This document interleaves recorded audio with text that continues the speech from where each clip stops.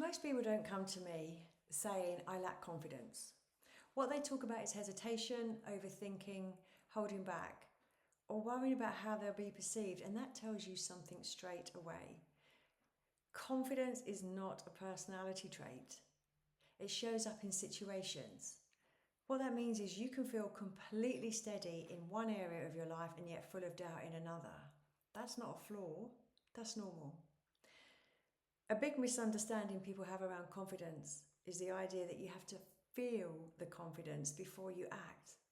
What that then means is people wait to feel ready, they wait to feel certain or sure of themselves, and they're waiting.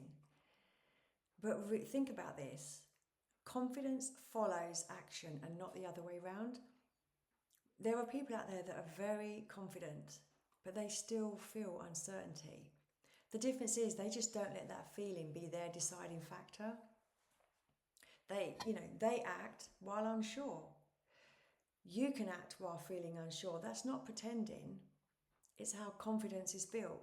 So if you wait for the feeling first, what you're doing is you're reinforcing hesitation instead of expanding what feels possible. In life, confidence doesn't show up in big dramatic moments. It shows up in the ordinary situations. Saying no when it would be easier to say yes or agree.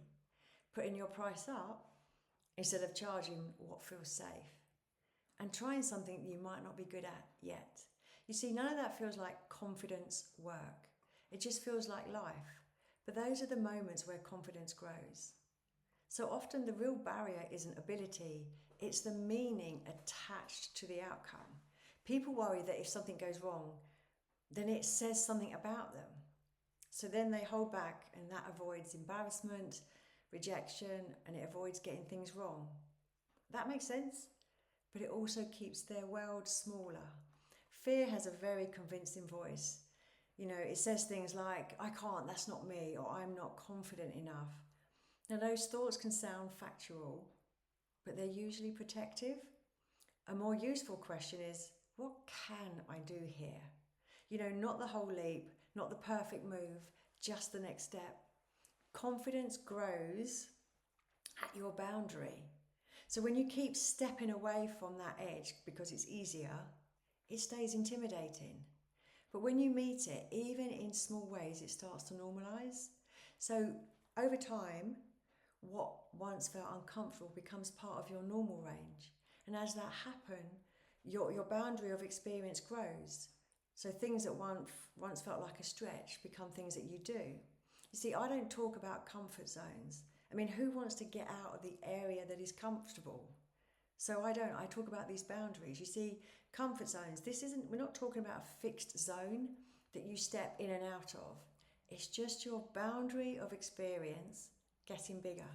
So one practical tool that I talk about with people is, in that moment of feeling fear, it's much better to say, if I felt confident right now, what would I do? So that's not about pretending or performing, it's just about direction. So usually the answer isn't, bold or dramatic. It's just one honest step forward or one clear sentence spoken instead of staying quiet. This isn't about becoming someone else. You're choosing a braver response in that moment. And those responses is a bit like compound interest. They become evidence of your own capability. And there's one more piece that people often miss. If you genuinely can't imagine yourself doing something, you will resist it. Now that isn't weakness. That's just how the mind works. So we move easily towards what feels possible. So sometimes confidence starts by letting yourself picture something going reasonably well. Not perfect, just going okay. See, that can be enough to make the first attempt feel doable. And real confidence isn't loud or showy. That's not what confidence is. It doesn't need to announce itself. It shows up in small decisions where you speak instead of staying silent. You try instead of avoid. Or you step forward instead of shrinking back. So most confident people don't wake up that way. They built it through ordinary moments where they chose not to hold themselves back. And that's something anyone can do. And it's just one decision at a time.